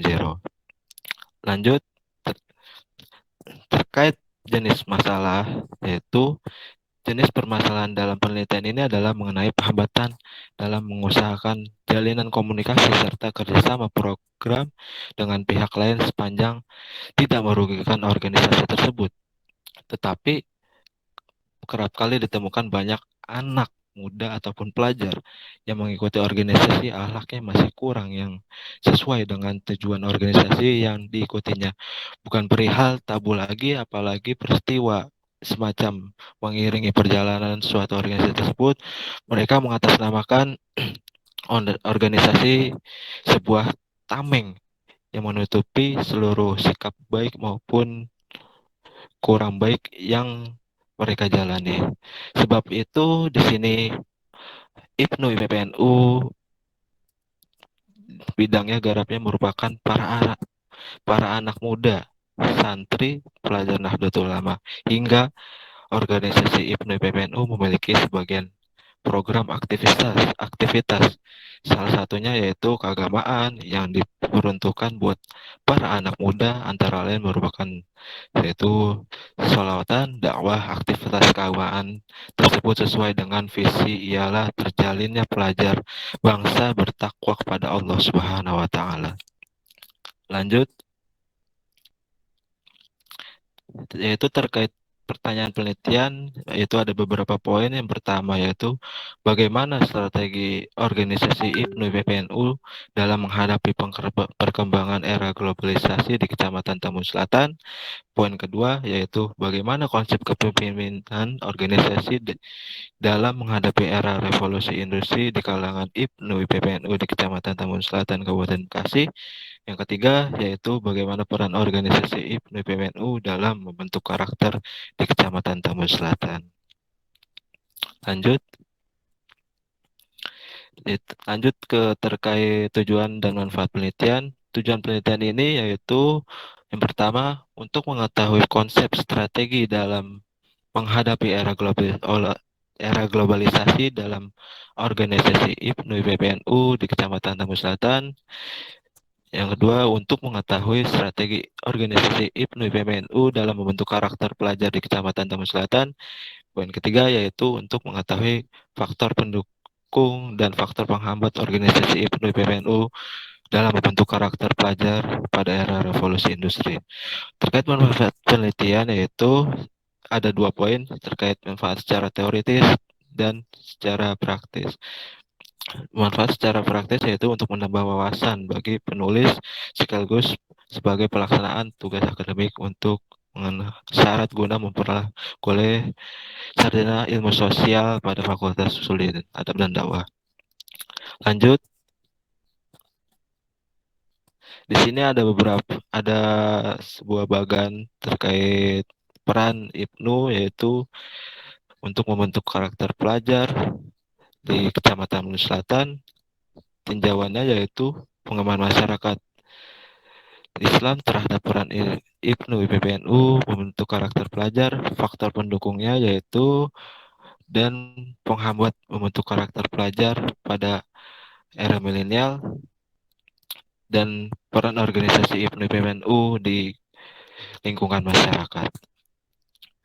Terkait tinjauan pustaka, lanjut deh. Di sini kerangka berpikirnya yaitu pendidikan karakter menjadi suatu hal pokok yang harus diperhatikan. Dengan pendidikan karakter dapat ditanamkan bermacam-macam kebiasaan baik kepada peserta didik sehingga maupun bertingkah dan berlaku sesuai dengan nilai budaya dan karakter bangsa. Kemajuan teknologi informasi dan komunikasi ini semakin pesat. Perkembangan teknologi memiliki sisi positif, memudahkan pekerjaan manusia yang sebelumnya serba manual menjadi serba digital. Maka dari itu, saat ini sudah memasuki era revolusi 4.0, yaitu dianggap sebagai era disrupsi sebab peran manusia keseluruhan akan digantikan oleh mesin robot. Belum lama pembahasan tentang era revolusi industri 4.0 telah bergulir sebagai jawaban kegelisahan masyarakat tentang era revolusi yang mengesampingkan peran manusia, yakni gagasan era society yaitu oleh Jepang yang dianggapi lebih fokus pada manusia. Lanjut, terkait penegasan konseptual yaitu yang pertama, agar sejak awal para pembaca mendapatkan pemahaman mengenai apa yang akan diteliti oleh penulis, maka penulis memberikan penegasan istilah terkait tema penelitian yang sebagai berikut, yaitu pemimpin itu terkait kegiatan adalah kekuatan dan ketangkasan berusaha, keaktifan usaha yang giat keagamaan adalah sifat-sifat yang terdapat dalam agama atau segala sesuatu mengenai agama.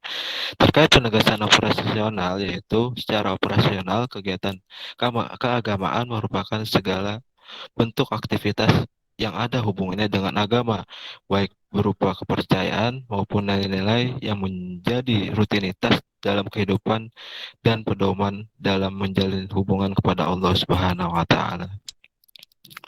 Lanjut deh.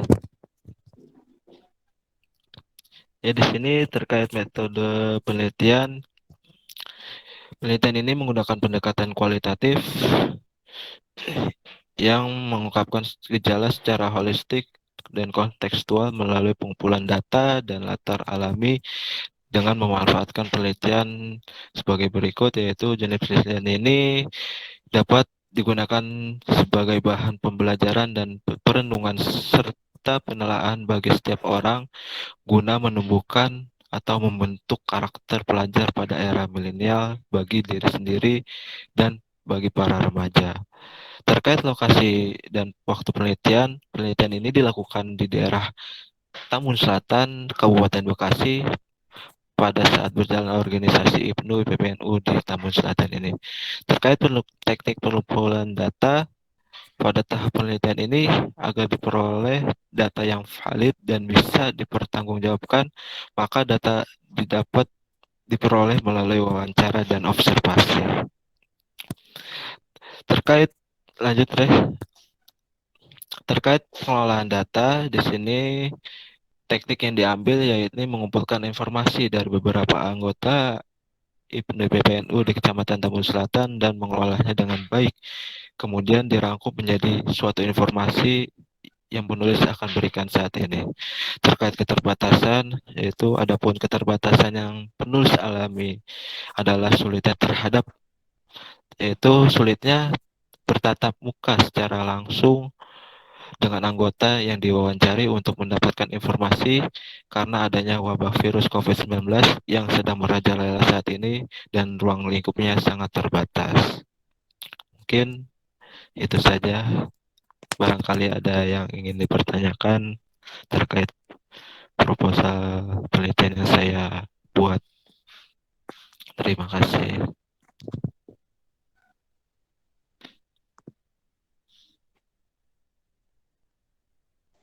Baik, terima kasih Haidar. Ini luar biasa ya, Haidar ini udah, kalau teman-teman lihat, perlu saya tunjukin ya, ini udah ditandatangani oleh Coba ditutup, Dre. Saya mau tunjukin dulu. Apa namanya?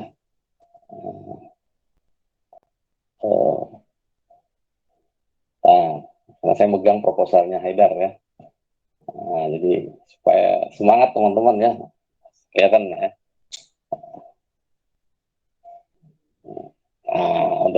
Udah ada di ACC ini sama ketua jurusan dan sama pembimbing akademik gitu kan. Ya, Dar ya. Sampai nanya Haidar gimana Pak? Dikatakan nggak apa-apa. Bagus itu, saya tinggal lengkapi semuanya gitu ya. Nah, cuma saya ada catatan-catatan gitu kan. Jadi yang pertama, hindari membuat ini nih kayak sub kayak gini, Dar, revolusi industri gitu loh.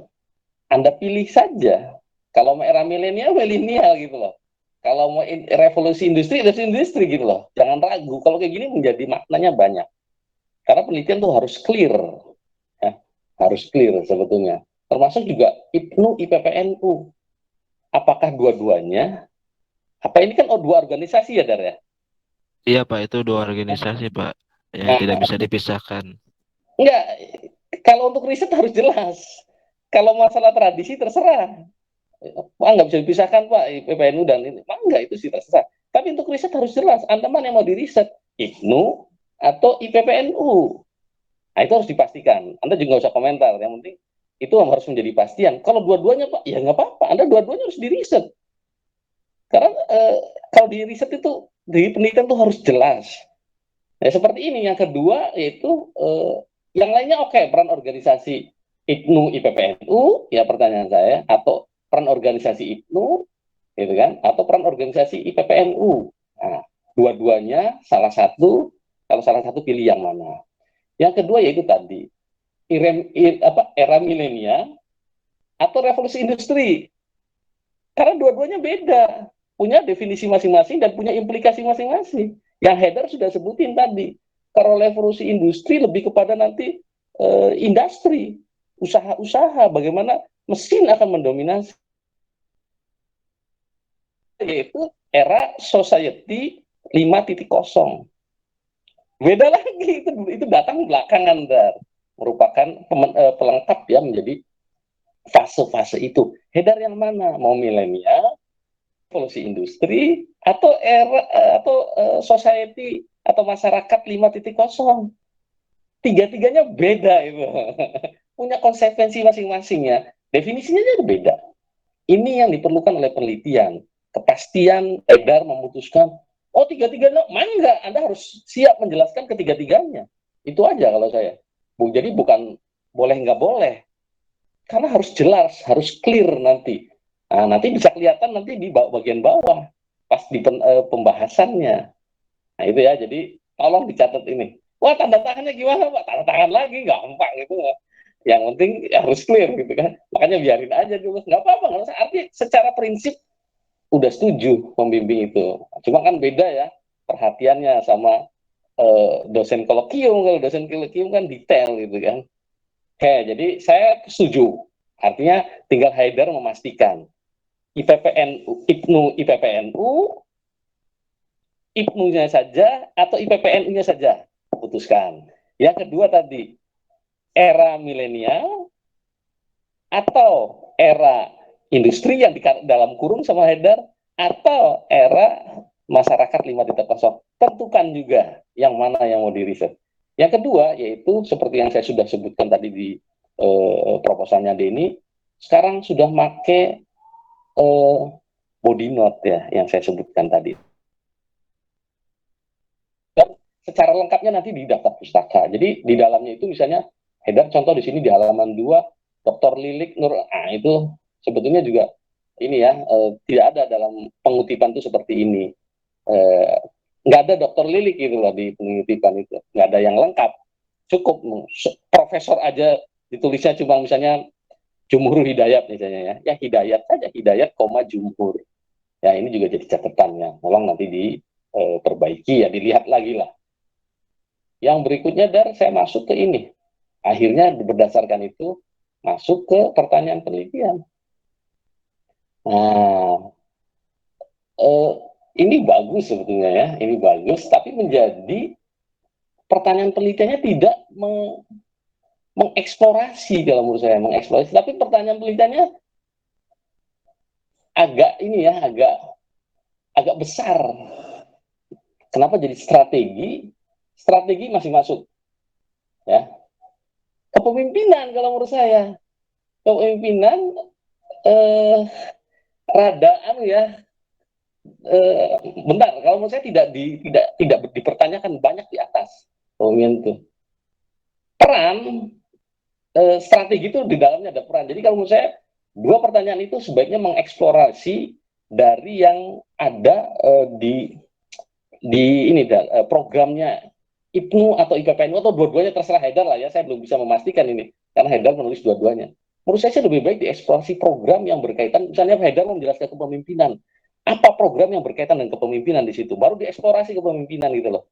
Jadi kalau organisasi akan kelihatannya itu di program gitu loh, nggak bisa dihindar, akan kelihatannya itu di program. Misalnya programnya IPPNU apa, misalnya ada program misalnya kader ulama misalnya, disitulah Haidar mengeksplorasi kalau menurut saya. Akan kelihatan kepemimpinannya, peran apa namanya, bukan perannya, kalau menurut saya sih pertama strategi masuk, nah yang kedua itu Haidar karena di sini peran sih ya, peran organisasi itu akan blank gitu loh ketika tidak masuk ke program, kalau menurut saya sih itu aja. Karena dia si program apa si organisasi akan kelihatan itu ketika di program, sok aja Haidar. Kelihatannya organisasi IPPNU ada programnya gitu loh, dan program itu akan nampak. Oh ini program ini berkaitan dengan peningkatan tadi karakter misalnya. Di program apa? Akan muncul dia, oh ini berarti dia sedang melaksanakan misi organisasi yaitu penguatan karakter misalnya. Biasanya di program itu. Nggak mungkin kan ngomong wak terus gitu kan, karena turunannya di program gitu loh. Penguatan organisasi pada terhadap misinya itu munculnya kan urutannya kan visi, misi, program. Iya kan, implementasi real dari visi misi itu di program. Apa programnya? Pasti programnya merujuk kepada visi misinya. Tadi misalnya penguatan karakter, pasti programnya itu. Misalnya setiap pada maghrib ngaji misalnya, itu penguatan karakter. Programnya setiap 1 tahun sekali adanya capacity building misalnya. Di situ ada narasumber nasional misalnya, itu karakter namanya. Jadi kalau menurut saya sih karena berkaitan dengan kepemimpinan di sini saya Haidar, itu yang saya bilang ada agak slack gitu loh, agak slacknya itu Haidar di sini. Kalau menurut saya sih bagaimana strateginya itu nanti Haidar menjelaskan program, nah makanya bisa dipakai pertanyaan nomor 1. Nah nanti di situ dari program-program itu nggak usah dibaberkan semua ya Dar ya, saya lebih senang pendalaman karena sifat dari penelitian kualitatif itu eksploratif. Jadi kalau cuma Haidar menjelaskan programnya adalah misalnya kaderisasi misalnya ini itu sih nggak usah lah, karena pasti punya catatannya gitu loh lembaga juga. Tetapi Haidar mengeksplorasi sejauh mana program itu membentuk karakter, itu yang harus didalami. Contoh ada program tadi misalnya kader ulama, Haidar eksplorasi dari apa? Dari alumni-alumninya. Nah, ini jadi bergeser nih, hati-hati nih. Bisa bergeser kepada judul juga. Pendalaman contoh gitu loh. Jadi konteksnya misalnya pembentukan karakter. Nah, itu judulnya yang paling pas apa kalau menurut saya sih? Era milenial nantinya. Judulnya di sana mau IPNU atau tuh jadi kelihatan kan mau IPNU atau IPPNU. Tuh. Karena dampaknya besar gitu loh. Apakah bareng kegiatannya? Enggak pasti kan, IPNU dewe, IPPNU dewe. Itu maksud saya itu tidak sederhana ngomong judul, karena dia harus terimplementasi ke bawahnya gitu. Ya, tidak semanis yang dibayangkan, Dar. Tidak semanis yang dimimpikan itu. Itu berat ya, karena tadi di penelitian itu memang harus betul-betul udah nuliskan IPPNU, IPNU, IPPNU. Ternyata pada kenyataannya misalnya tidak disentuh sedikit pun IPNU-nya, cuma IPPNU. Ya udah, nggak usah dicantumin dong kalau gitu. Udah langsung peran IPPNU tanpa IPNU gitu lah. Kalau memang mau IPNU saja. Terus yang bawahnya tadi, oh ternyata Haidar lebih ke milenial misalnya, karena menyasar anak-anak muda misalnya di madrasah sanawiyah. Oh, udah langsung aja milenial gitu loh. Nah di situ apa? Tunjukin program apa yang membentukkan karakter.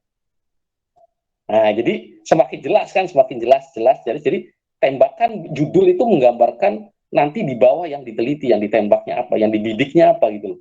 Ini kan masih agak besar kalau menurut saya, agak luas dan belum jelas buat saya nih. Yang tadi contoh aja, mau IPNU atau IPPNU, mau milenial atau industri 4.0, atau bahkan udah nyebutin lagi yang diinisiasi oleh Jepang, Society 5.0, dan itu betul, fasenya betul, header udah betul banget. Cuma masalahnya sebesar itu kan penelitian Anda. Itu bisa 3 orang meneliti gitu loh maksud saya tuh.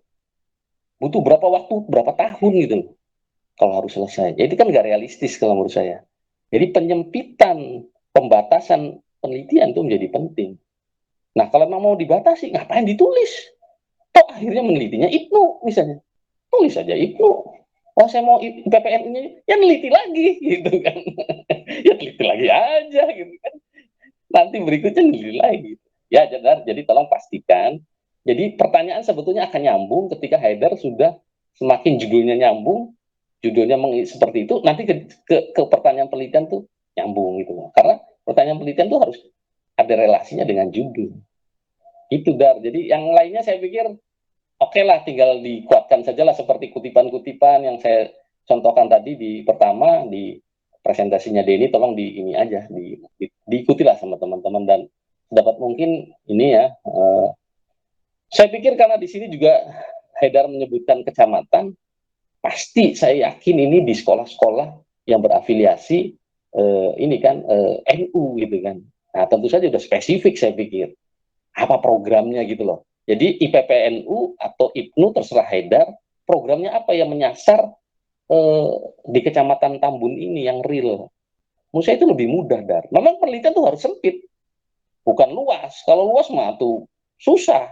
Nggak mungkin kita bisa menjangkau gitu loh. Banyak banget gitu loh. Tadi seperti IPPNU, NU aja, IPNU dan IPPNU aja belum sempit kalau menurut saya. Dua lembaga disatuin ya. Agak berat ya kalau menurut saya gitu loh. Itu aja saya pikir masukan dari Haidar ke Haidar. Jadi secara prinsip saya setuju, tetapi perlu kepastian-kepastian tadi. Misalnya Haidar memutuskan tetap Pak saya mau dua-duanya, enggak apa-apa. Tapi dua-duanya harus betul-betul disinggung, nanti terbukti di dalam isi risetnya ya. Kalau nanti ternyata itu saja, ya harus dicoret IPPNU-nya. Atau sebaliknya, kalau ternyata di dalamnya IPNU, IPPNU-nya coret dong, jangan dicantumkan itu. Dan itu mempermudah si peneliti ya, nggak usah pusing-pusing gitu loh. Ya memang dipersempit penelitian tuh, nggak usah luas-luas. Baik, saya pikir itu saja dari saya. Mangga dilanjutkan, Haidar. Secara prinsip saya salut ke Anda juga. Ya cuma maklum lah, kadang-kadang kan pembimbing mungkin tidak sedetail yang ini ya, sedetail seperti dosen kolokium gitu kan, itu aja. Makasih Haidar. Siap Pak, terima kasih Pak atas sarannya. Ya mungkin barangkali ada yang dari teman-teman ingin bertanya terkait proposal saya, mangga dipersilakan.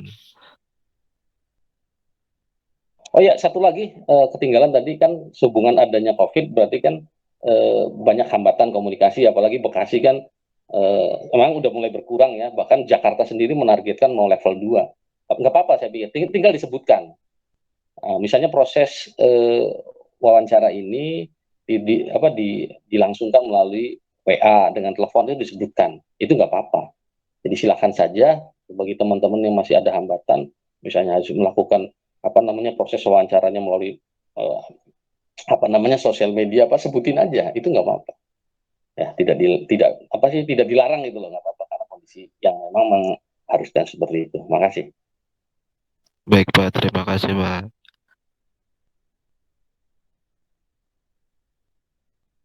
Ya mangga Andre. Ya. Gimana teman-teman yang lain? Apakah ada pertanyaan ataupun tambahan terhadap presentasi dari Haidar? Sepertinya tidak ada ya. Lanjut deh waktunya. Ya. Ini seharusnya Lutfia presentasi terakhir Pak, tapi dia nggak bisa presentasi Pak. Oh gitu? Oh, Iya. oh iya, iya itu tadi izin ya kayaknya ya? Iya, Pak. Ada, Tadi ikut join sebelumnya, Pak. oh gitu. Ya sudah, Jadi, saya pikir di ini aja ya, kita sudahi aja dulu ya, Andre ya. iya, Pak. Sudahi aja, nanti kita ketemu. Sebetulnya gini, Andre, tidak mesti hari apa ini, hari Selasa.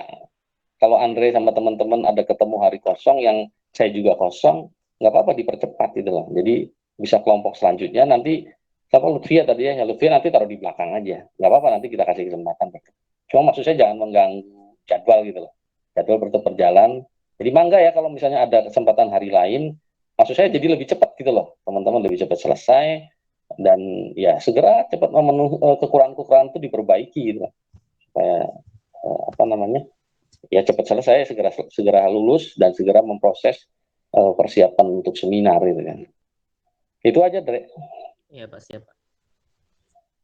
Baik, teman-teman, kita cukupkan pertemuan kita hari ini. Kita ucapkan hamdalah, alhamdulillahirabbil alamin. Saya akhiri. Alhamdulillah. Assalamualaikum warahmatullahi wabarakatuh. Waalaikumsalam. Waalaikumsalam. Waalaikumsalam warahmatullahi wabarakatuh.